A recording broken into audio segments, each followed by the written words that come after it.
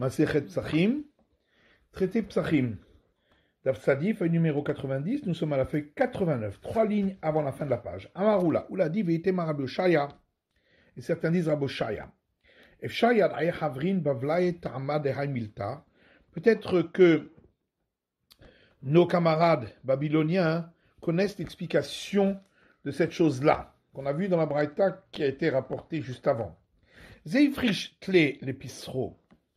L'un a donc sanctifié un agneau pour son sacrifice pascal, Zeifrish Marot l'Episro, et l'autre a sanctifié de l'argent pour acheter sacrifice pascal, ou départ de sacrifice pascal, et Ach Egdesh Hal al Egdesh. Comment est-ce que cet argent qui est sanctifié, la sanctification de cet argent pourrait se transférer sur les parts de sacrifice pascal qui sont eux-mêmes saintes, sanctifiées. Des katani marot chez Beado Cholin, pour que la Braïta dise que l'argent devient profane. Amar Abaye, alors Abaye dit, il a d'okme Rabbi Oshaya leahi, si ce n'était que Rabbi Oshaya a expliqué cet autre enseignement qu'on voit ailleurs, que s'il y avait un verset, on aurait dit que l'interdit de la rémunération d'une prostituée, qui donc interdit d'apporter ce bien-là et de le sanctifier pour le temple, que cet interdit pourrait s'appliquer même sur des choses qui sont déjà sanctifiées. Alors, Rabbi Oshaya a expliqué que cet enseignement s'applique à une personne qui a nommé, donné une part à une prostituée dans son sacrifice pascal, parce que sinon, ce qui est sanctifié appartient au temple, donc on ne peut pas l'interdire. Donc forcément, dit Rabbi Oshaya, ça s'applique uniquement quand on donne des parts de sacrifice pascal, où là, on peut considérer que ces parts-là sont considérées comme profanes, vers Rebi, et ça marche d'après l'avis de Rebi, qui a donc dit que quand on reçoit de l'argent en contrepartie, comme l'a dit notre Braïta, cet argent devient profane. Mais si Rabbi Oshaya n'avait pas expliqué ainsi, dit Abaye, Ave Mukmin ala lehahi, moi j'aurais expliqué cet enseignement là-bas, Bekodashim Kalim, que ça s'applique à tous les animaux destinés au sacrifice consacrés faiblement, de faible consécration, c'est-à-dire soit sacrifice pascal, sacrifice de Toda, de remerciement, ou Shlamim, sacrifice de pacification. Ve'aliba de Rabbi Yossé Aglili, et que ça irait uniquement d'après l'avis de Rabbi Yossé Aglili, de Amar Kodashim Kalim Mamon Be'alimhu, qui considère que ce qui est sanctifié faiblement appartient toujours au propriétaire. Aval Bepessar, mais moi j'aurais dit Abaye, pas comme Rabbi Oshaya, que pour le sacrifice pascal, l'homme est shaliach. Un homme ne laisse pas la possibilité que les parts qu'il vend soient considérées comme profanes. Mais Maod Vadaï Meshayerinish. Ça c'est sûr que celui qui a consacré de l'argent pour acheter sacrifice pascal, il se laisse la possibilité que cet argent soit considéré comme profane lorsqu'il veut acheter des parts de sacrifice pascal, afin que celui qui le reçoit de l'argent profane. Car lorsqu'il sanctifie l'argent, c'est avec cette intention qu'il le fait. Et donc, notre Braïta à nous, qui a dit que lorsqu'on vend des parts de sacrifice pascal, on reçoit de l'argent qui est profane, va d'après Rebi, effectivement, et c'est pourquoi l'argent qu'il reçoit est profane, parce qu'en réalité, lui, Abaye veut dire que pour le sacrifice pascal lui-même, l'homme ne se laisse pas la possibilité que des parts qu'il vend soient profanes. C'est simplement quand une personne a consacré l'argent qu'il se laisse la possibilité que l'argent, lorsqu'il va l'utiliser pour acheter des parts, eh bien, soit considéré comme profane. Et Abaye continue en disant, donc cette braïta, cet enseignement ailleurs, que Rabbi Oshaya a donc dit que c'est l'avis de Rébi, l'homme minaleana ke Rébi, moi dit Abaye, j'aurais pas expliqué que ça va comme Rébi, parce que d'après moi, j'aurais dit que d'après Rébi, on ne laisse pas une possibilité dans le sacrifice pascal que les parts que l'on vend soient profanes. Ou c'est uniquement sur l'argent consacré qu'un homme se laisse la possibilité qu'il soit profane lorsqu'il achète des parts. Au moment où il les consacre des parts, c'est pour cela qu'il les consacre. Par contre, notre braïta à nous, on ne pourrait pas expliquer qu'elle suit l'avis de Rabbi Yossé à Glili, et que c'est pour ça que l'argent qu'il reçoit contre les parts de sacrifice pascal sont profanes. Puisque la braïta elle-même a dit que celui qui vend un holocauste, son holocauste qu'il avait consacré pour lui-même, ou ses sacrifices pacificatoires qu'il avait consacrés pour lui-même, la vente n'est pas valable. Donc c'est forcément pas comme Rabbi Yossé Aglili, puisque d'après Rabbi Yossé Aglili, ça lui appartient, donc il peut très bien les vendre. Mais maintenant, dit Abaye que Rabbi Oshaya, lui, il a expliqué cet enseignement là-bas concernant l'interdiction de rémunération de la prostituée dans le cas où, il explique que c'est dans le cas où il lui a vendu une part de sacrifice pascal et que ça va comme Rébi, je parle dans des sphiralées. Donc on en déduit que Rabbi Oshaya pense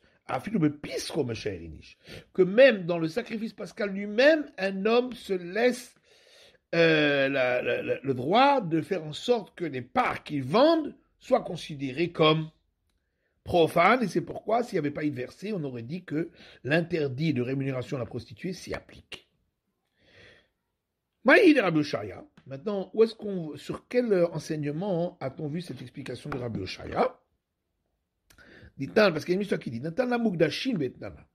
s'il a donné des éléments consacrés à la prostituée comme rémunération, Arelu Mutarim, ils resteront permis à être offerts. En faute des Cholin, s'il lui a donné des oiseaux profanes, Arelu Asurin, là ils seront interdits à être offerts. Shaya Bedin, en vérité, on aurait dû dire l'inverse avec un argument a fortiori en disant si déjà, quand il s'agit des aliments consacrés pour lesquels un défaut les rend impropres, et malgré tout, l'interdit du fait qu'il a été donné comme rémunération à une prostituée ou qu'il a été échangé contre un chien, l'interdit ne s'applique pas sur eux, comme nous dit ici la Mishnah. Alors, à plus forte raison pour les oiseaux, sur lesquels il n'y a pas d'interdit d'offrir parce qu'ils auraient un défaut, puisque le problème de défaut ne s'applique pas aux oiseaux qu'aux animaux. À plus forte raison, j'aurais dit que l'interdit du fait qu'ils auraient été donnés comme rémunération à une prostituée ou qu'ils auraient été échangés contre un chien ne s'applique pas sur eux, n'empêche pas de les offrir. Tabouloma, c'est pourquoi il y a un verset qui dit les rôles neder, qui s'applique à toute offrande votive. Les rabot et tarofot, donc ça inclut également les oiseaux. Alors la Braïta rajoute en disant, alors si c'est comme ça, on peut faire maintenant un argument à sens inverse, un argument a fortiori en disant si déjà les oiseaux, pour lesquels le fait qu'ils aient un défaut ne les rend pas impropres à être offerts, et malgré tout,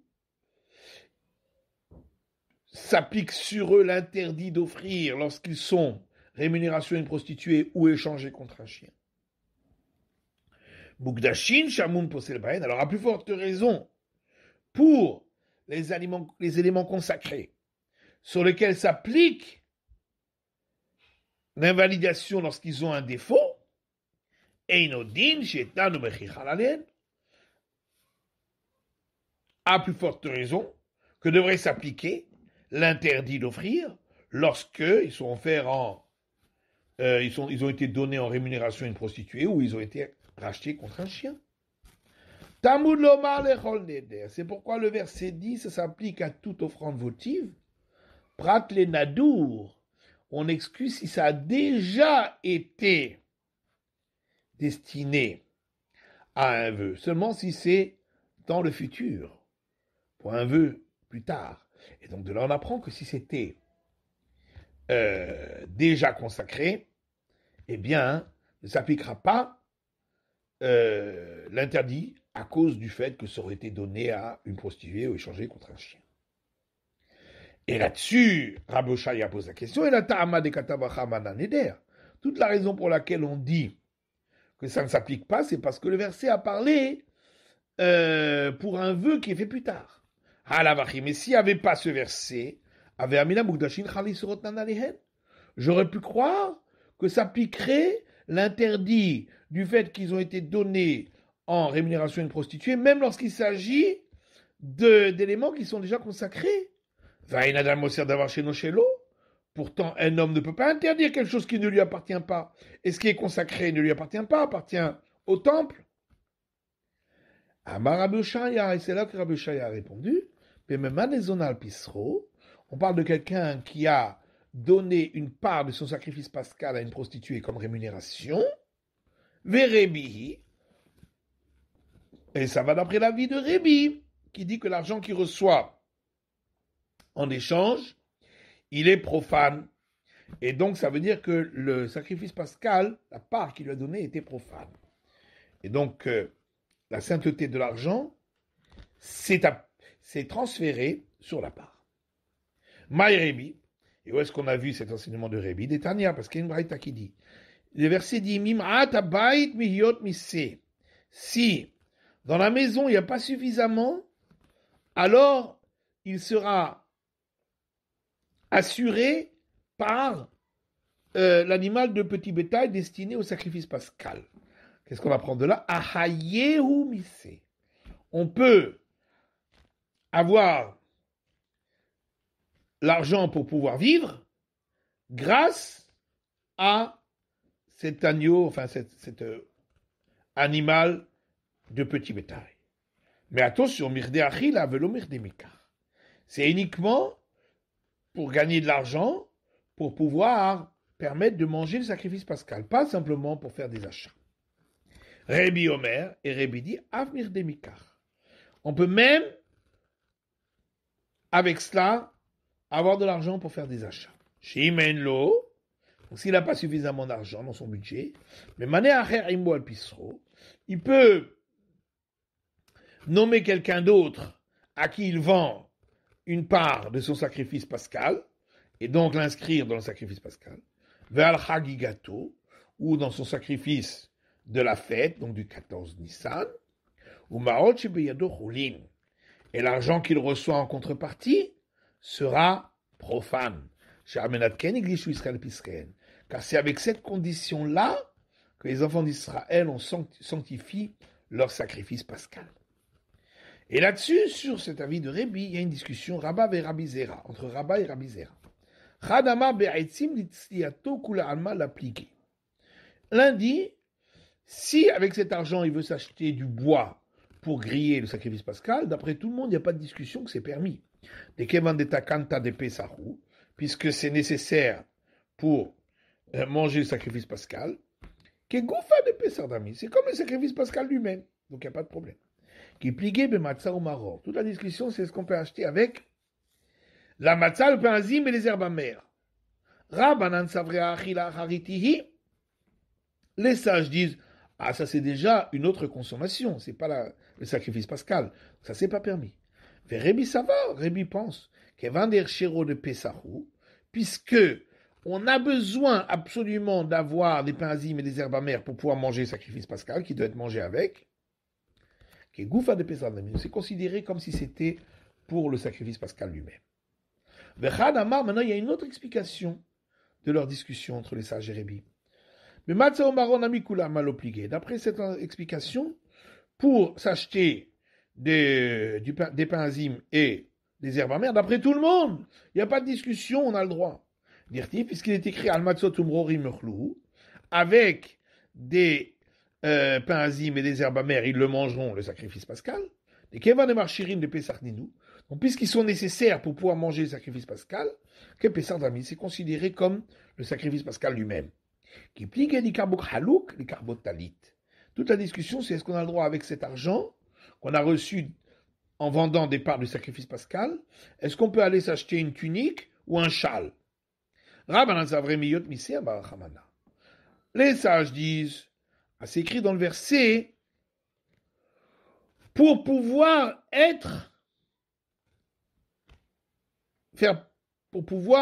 faire ce qui doit être fait pour l'animal de petit bétail du sacrifice pascal. Ahayehu le sait. Tu dois pouvoir recevoir cet argent uniquement pour pouvoir manger cet animal de petit bétail. Mais Rébi ça va, Ahayat Smecha Messé. Rébi lui dit donc, non, de ce verset on apprend que je peux utiliser cet argent pour pouvoir moi-même gagner ma vie grâce à cet animal de petit bétail.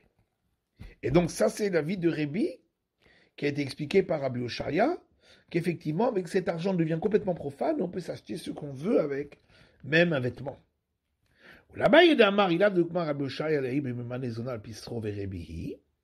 maintenant d'après Abaye, qui avait dit au départ que si c'était que Rabbi Oshaya avait expliqué l'enseignement là-bas, qu'il s'agissait de quelqu'un qui avait donné une part de sacrifice pascal à une prostituée, et que ça allait d'après l'avis de Rébi, avait Mukminanla Bekodashim Kalim Alibad Rabbi Saglili, lui-même dit à Baye, il dit, moi j'aurais expliqué cet enseignement là-bas, qu'il s'agit de tout animal destiné à un sacrifice de sainteté faible, et que ça va d'après Rabbi Saglili, Dama Kodashim Kalim Amon Be'alimhu, ça va comme Rabbi Saglili qui dit que les sacrifices de sainteté faibles ça appartient aux propriétaires. Aval Bepesach lo meishayerinish. Mais dit Abaye, moi j'aurais dit que, d'après Rébi, un homme ne laisse pas une part de profane dans ce sacrifice pascal. Pourtant, c'est écrit explicitement dans l'enseignement qu'on vient de voir, Rébi dit que c'est avec cette condition que les enfants d'Israël ont sanctifié leur sacrifice pascal. Donc ça montre bien qu'ils ont donné la possibilité que les parts qu'ils vendent sont profanes. Ça fait partie des conditions du sacrifice pascal. Eima, il faut répondre d'après ce que voulait dire Abaye, qui veut dire que c'est à cette condition que les enfants d'Israël ont sanctifié l'argent destiné pour le sacrifice pascal, qui se laisse la possibilité qu'il soit profane pour pouvoir s'acheter des parts de sacrifice pascal. Matnitin, Mishnah suivante. Zav Shera'ash Tereyot, un homme qui est impur par écoulement de gonorrhée, qui a eu 2 écoulements. Et donc il doit faire 7 jours de purification. 7 jours propres. Shochatin Alav Bishviai, le 7e jour, on peut pour lui abattre le sacrifice pascal, puisque au soir, il pourra le manger. Même si, pour l'instant, il est encore impur. Ra'ash Shalosh, s'il a eu 3 écoulements suivis, Shochatin ala bishmini. Le 7e jour, on ne pourra pas, parce qu'il doit encore offrir les sacrifices le lendemain. Et tant qu'il n'a pas offert les sacrifices, il ne peut pas manger le sacrifice pascal. Mais par contre, le 8e jour, on peut abattre pour lui le sacrifice pascal, puisque au soir, il pourra le manger après avoir offert le sacrifice.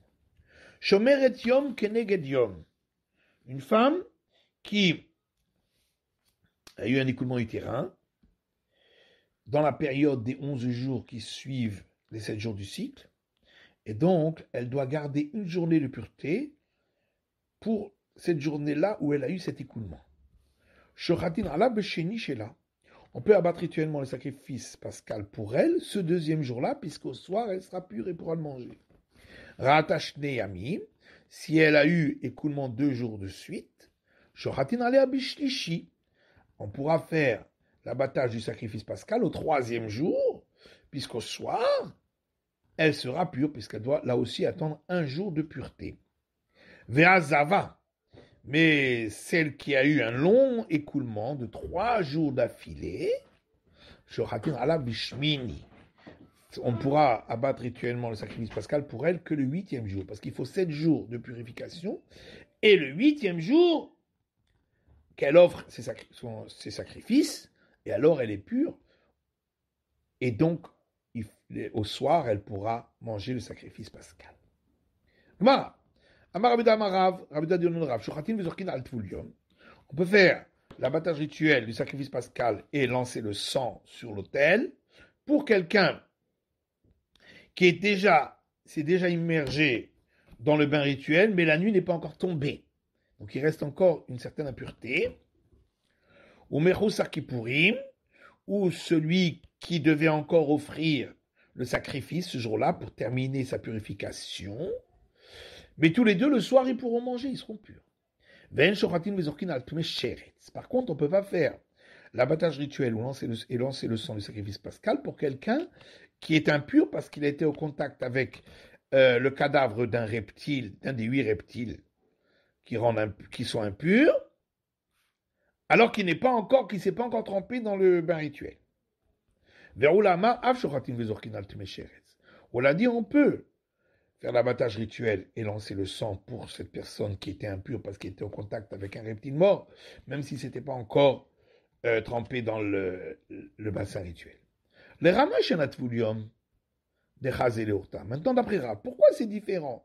Pour celui qui s'était déjà trempé dans le bassin rituel, mais c'était encore le jour, on dit, on peut sacrifier pour lui le sacrifice pascal parce qu'il pourra le manger à la nuit. Tamesheret Snami, celui qui était au contact avec le cadavre d'un reptile, lui aussi, si ensuite il va aller se tremper au bassin rituel Chazé Leurta, il pourra manger sacrifice pascal à la nuit. Donc pourquoi d'après Rav ça ne marche pas? Alors l'Agma répond, mais Choussat Vila. Oui, mais il lui manque le fait qu'il n'est pas allé se tremper au bassin rituel. Alors l'Agma dit, tu voulais dire, mais celui qui s'était déjà trempé dans le bassin rituel, lui aussi, lui manque le fait qu'il ne fait pas encore nuit. Alors l'Agma répond, Shimsha, mais là, va. Le soleil, lui, il se couche tout seul. Donc il n'a pas besoin de faire un acte. Alors qu'aller se tremper, c'est un acte qu'il n'a pas encore fait. Alors l'Agma dit, mais alors à ce moment-là, celui à qui il manque d'offrir les sacrifices, également, ça ne devrait pas faire le sacrifice pascal pour lui. Kapara. Il lui manque donc l'expiation des sacrifices, qui est un acte. Et l'Agma répond, chez Kino Beyado. Oui, mais on parle qu'il avait déjà les oisillons dans sa main, donc c'était déjà prêt.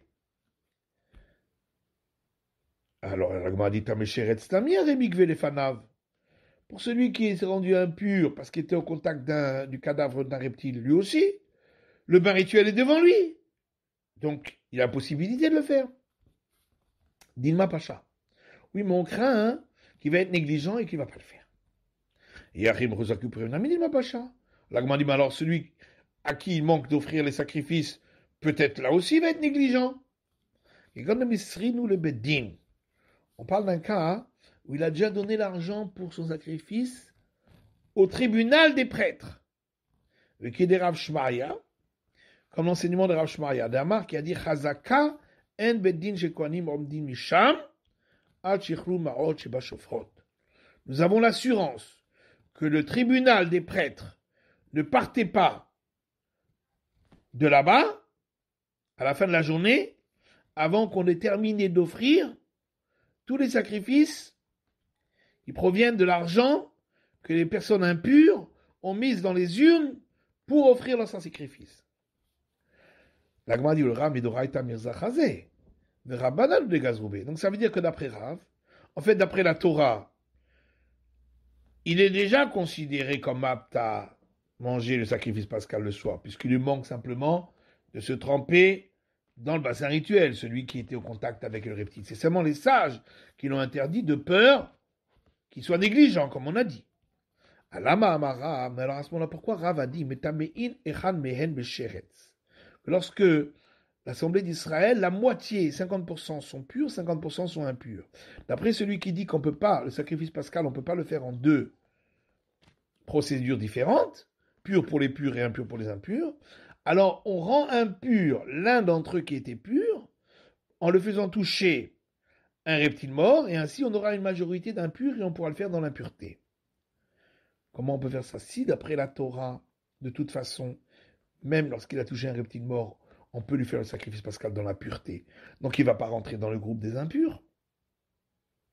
Et là, les Rav Midorai Tanami Lochazi.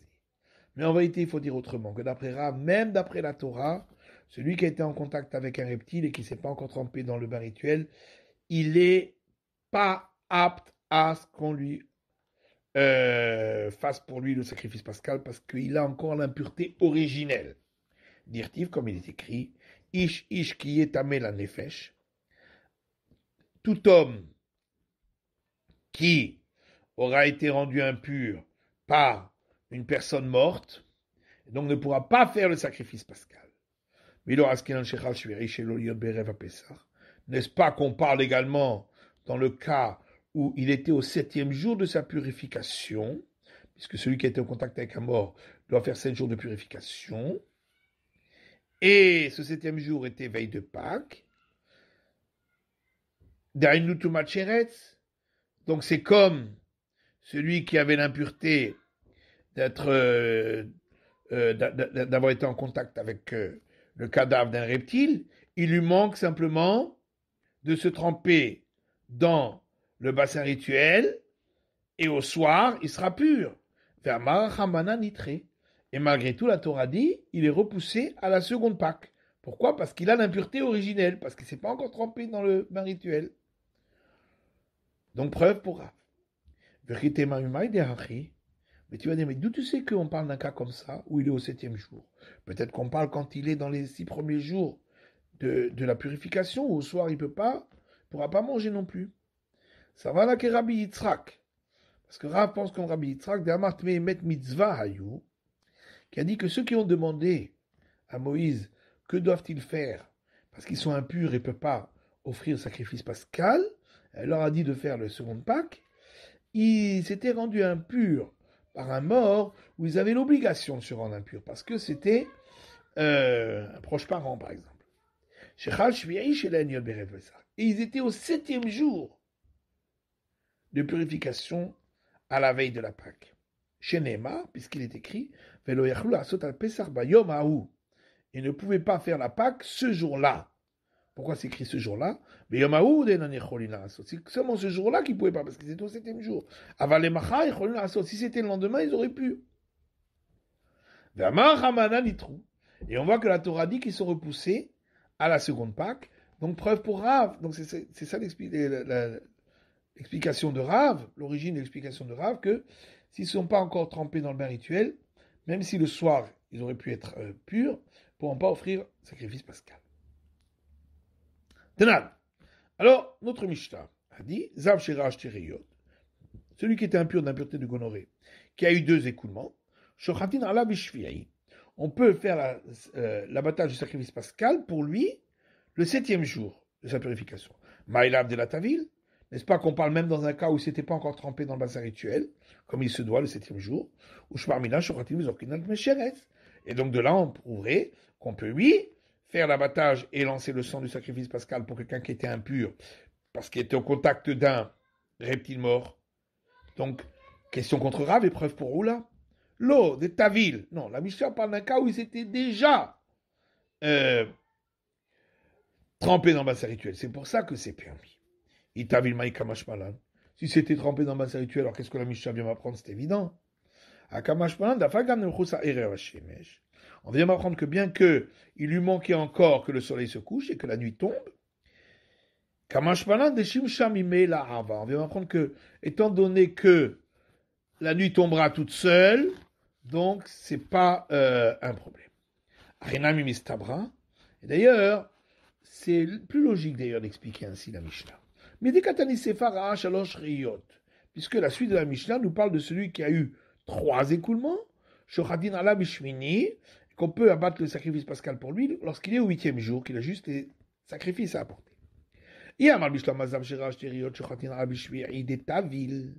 Alors, ça va bien si on explique, comme on a voulu le dire maintenant, que lorsque le premier cas parlait d'une personne qui a eu écoulement de gonorrhée, qui a eu 2 écoulements, on peut abattre le sacrifice pascal pour lui le 7e jour, après qu'il se soit trempé dans le bassin rituel. Alors à ce moment-là, il se fait rire, j'ai besoin du deuxième enseignement. Parce que j'aurais pu croire que c'est seulement pour celui qui a eu 2 écoulements et qui était au 7e jour, parce qu'il lui manque plus aucun acte à faire, puisqu'il s'est déjà trempé au bassin rituel, il suffit que la nuit tombe tout seul. Mais dans le cas de celui qui a eu 3 écoulements et qui est au 8e jour de Mechoussa Maasé, il lui manque un acte, les sacrifices, l'offrande des sacrifices. Mechoussa Kapara, il manque l'expiation des sacrifices. L'eau, j'aurais pu croire que lui, on ne pourra pas offrir pour lui le sacrifice pascal. Kamash Parlan, et c'est pourquoi la Mishnah vient m'apprendre d'Afagam de Mechoussa Kapara, que bien qu'il lui manque encore l'expiation des sacrifices, Shochatin Vezorkin il avait, on peut malgré tout faire l'abattage rituel et lancer le sang pour lui. Et la Yama, par contre, si tu dis, comme Roula, quand la Mishnah a dit que celui qui a eu 2 écoulements de gonorrhée qui était au 7e jour, on peut faire un sacrifice pascal, même s'il ne s'était pas encore trempé dans le bassin rituel, à ce moment-là, qu'est-ce que la Mishnah a besoin de rajouter un deuxième enseignement pour celui qui a eu 3 écoulements et qui était au 8e jour qu'on peut faire le sacrifice pascal? Hashta, on peut faire un argument a fortiori, on aurait pu apprendre ce deuxième enseignement du premier par argument a fortiori. Et Shomara, Ashteri Bishviri, si déjà, celui qui a eu 2 écoulements et quand il est au 7e jour de la Tavil et il ne s'est pas encore trempé dans le bassin rituel, de Tamem Aliyahu, qui est complètement impur de l'impureté originelle, Shartinan Vezarkinan il avait, on peut malgré tout faire l'abattage rituel et lancer le sang du sacrifice pascal pour lui. Rachalosh Bishvini, celui qui a eu 3 écoulements mais qui est déjà au 8e jour, des Tavil et Bishvini, donc il a déjà été au bassin rituel le 7e jour. Les Klishatouma, donc c'est une impureté très légère qui lui reste. Le Kol Sheken, à plus forte raison, des Jartinan, des Arkinan, il avait qu'on peut faire l'abattage rituel et qu'on peut lancer le sang pour lui. Alors qu'est-ce qu'on a besoin de ce deuxième enseignement? Et là, les Jartinan, il avait des Tavil. Donc forcément, il faudra dire que le premier enseignement qui a parlé de celui qui a eu 2 écoulements et qui était au 7e jour, qu'on peut faire l'abattage rituel et lancer le sang du sacrifice pascal, c'est uniquement dans le cas où il s'était déjà trempé dans le bassin rituel. Donc, question contre Roula. Comment dit l'eau? Non. Léola même malade de l'otaville. Je peux toujours expliquer que dans le premier cas, de celui qui avait 2 écoulements et qui était au 7e jour, ce n'était pas encore trempé. Mais j'ai quand même besoin du second enseignement de celui qui a eu 3 écoulements au 8e jour. J'aurais dit peut-être que c'est seulement lorsqu'il est au 7e jour et qu'il lui manque de se tremper dans le bassin rituel, parce que ça c'est entre ses mains de le faire. Aval Bishpini, mais celui qui est au 8e jour et qui manque les sacrifices, c'est pas entre ses mains d'aller offrir Korban, le sacrifice, c'est entre les mains des autres, des prêtres. Et ma pache Kohanim, il y a peut-être une crainte que les prêtres ne vont pas le faire, ils vont être négligents, et donc c'est pourquoi on ne pourrait pas faire le sacrifice pascal pour lui. Kamash par là, c'est pourquoi on vient m'apprendre qu'il est Rav Shmaya, que ça va comme l'enseignement de Rav Shmaya qu'on a vu, qu'on a l'assurance, lorsqu'il a mis l'argent dans l'urne, que ce sera fait. Et donc la Mishnah disait que la femme qui a eu 3 écoulements utérins, 3 jours d'affilée, elle, le 7e jour, donc quand c'était pendant les 11 jours après son cycle, donc lorsqu'on est au 7e jour, au 8e jour, pardon, on peut faire le sacrifice pascal pour elle, parce qu'il lui manque juste d'apporter les sacrifices et au soir elle pourra le manger. Tanitana Kamede Ravada Barava, il y a quelqu'un qui a rapporté un enseignement de Braïta devant Ravada Barava, qui disait Vazava, cette femme qui a donc eu un écoulement prolongé, Shoradin Alea Bishvi Aishela. On peut faire l'abattage rituel au 7e jour de sa purification. Amar les Zava Bishvi Aishela Mechazia. Alors il lui a rétorqué, mais est-ce que cette femme-là, au 7e jour, elle pourra manger le sacrifice pascal à la nuit? Pourtant, même d'après celui qui dit qu'on peut faire l'abattage rituel et lancer le sang du sacrifice pascal pour quelqu'un qui était devenu impur parce qu'il avait été au contact avec un reptile mort, c'est seulement pour lui. Parce qu'au soir, il pourra manger le sacrifice pascal. Mais elle, il faut attendre le lendemain des matières kapara qu'elle apporte expiation des sacrifices. L'Ochazia, et jusque-là, elle ne peut pas manger le sacrifice pascal. Et Mabishmini. Donc il faut dire que la Braïta parle au 8e jour. Pshita, si c'est au 8e jour, c'est évident. Oui, mais j'aurais pu croire qu'étant donné qu'il lui manque encore d'offrir les sacrifices pour expiation, donc on ne pourrait pas faire le sacrifice pascal pour elle. C'est pourquoi on vient m'apprendre qu'on tient de cet enseignement de Rav Shmaria qui dit que on a l'assurance que les prêtres le feront si elle a déjà mis l'argent dans l'urne. Ravina Amar, Ravina lui dit Nida Tanakame, que celui qui a rapporté cette braïta devant Rabba Davarava, c'était une braïta qui parlait de la femme Nida, donc il y a un écoulement au cycle, en disant Nida Shochatin Alea Bishviri, que la femme qui a eu un écoulement dans le cycle, elle a donc 7 jours d'impureté, et le 7e jour, on peut faire l'abattage du sacrifice pascal pour elle, puisque le soir à la nuit, elle va aller se tremper dans le bassin rituel. Il lui a dit, mais cette femme qui a un écoulement de cycle au 7e jour, est-ce que elle est apte à la nuit de manger le sacrifice pascal? Pourtant, même d'après celui qui dit qu'on peut faire l'abattage du sacrifice pascal et lancer le sang sur l'autel pour quelqu'un qui était impur par ce qu'il avait été au contact avec un reptile mort, c'est parce qu'à la nuit, il est apte à manger le sacrifice pascal puisqu'il va se tremper dans le bassin rituel dans la journée et à la tombée de la nuit, il est pur. Nida le urta des cheveri ou des tavla. Mais par contre, cette femme-là, qui a eu un écoulement de Nida, donc du cycle, c'est seulement à la nuit tombée, après le 7e jour, qu'elle va se tremper dans le bassin rituel. Et donc il faut entendre encore que tombe la nuit une nouvelle fois. Achmini de Avra, de Avda Heref Shemesh Lochazia. Et donc jusqu'après le 8e jour où elle a une tombée de la nuit après le passage au bassin rituel, jusque-là elle ne peut pas manger le sacrifice pascal. Et là, Emma Bishmini. Donc il faut dire qu'on parle dans cette braïta de la femme Nida, donc, qui a eu l'écoulement du cycle et qui est au 8e jour. On va dire Pshita, mais dans ce cas-là c'est évident, il ne manque plus que à la nuit elle sera bonne, elle pourra manger sacrifice pascal. Ashtorma Zavan Mersera Kapara, Shohatin Vezorkin, Alea Bishmini. Si déjà la femme qui a eu le long écoulement de Zava, de 3 jours d'écoulement, qui a eu 3 écoulements à 3 jours d'affilée, on peut faire l'abattage du sacrifice pascal au 8e jour de sa purification, alors qu'il lui manque encore d'apporter les sacrifices.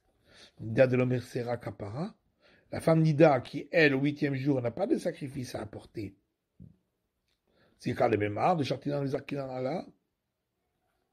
Qu'est-ce qu'on avait besoin de nous dire qu'on a le droit de faire le sacrifice pascal, de faire l'abattage et lancer le sang du sacrifice pascal pour elle. Et l'Agma répond, Nida Itztaïchane. On avait besoin de cet enseignement concernant la femme Nida qui a eu un écoulement du cycle. Hakamashpanan, on vient m'apprendre justement Bishmini in Bishveilo, que c'est seulement au 8e jour qu'on peut faire le sacrifice pascal pour elle, pas au 7e. Parce qu'il faut attendre la nuit du 8e jour pour aller se tremper. Il est Tanya, comme c'est marqué dans la Braïta, Kol chayve tvilot, tvilatan bayom. Toutes les personnes qui ont l'obligation de se tremper au bain rituel se trempent dans la journée. Nida veyoledet. Mais la femme Nida qui a un écoulement de cycle, ainsi que la femme qui a accouché, tvilatan belayla. Elles font l'immersion dans le bassin rituel que la nuit qui suit les jours de purification. Des Tania, comme c'est marqué dans une braïta, Yecholte toveled miberodium. J'aurais pu croire qu'elle peut se tremper dans le bassin rituel dans la journée du dernier jour de purification. Tamud Lomar, c'est pourquoi le verset dit, Shivat yamim tiye benidata. Pendant 7 jours, elle sera dans son état de nida, de femme qui a un écoulement. Qu'est-ce qu'on apprend du terme elle sera? Tehe benidata kol shiva. Qu'elle garde son statut pendant tous les 7 jours et qu'elle ne peut pas se tremper jusqu'à la fin du 7e jour, donc à la nuit tombée. Veyoledet itka shenida, et la femme qui a accouché, chez elle, il y a une juxtaposition dans le verset entre la femme qui a accouché et la femme qui a eu un écoulement de nida, donc du cycle. C'est pourquoi elle aussi ne peut se tremper qu'après à la nuit, après tous les jours d'impureté. C'est la fin de l'étude de la feuille numéro 90 du Daf Tzadé.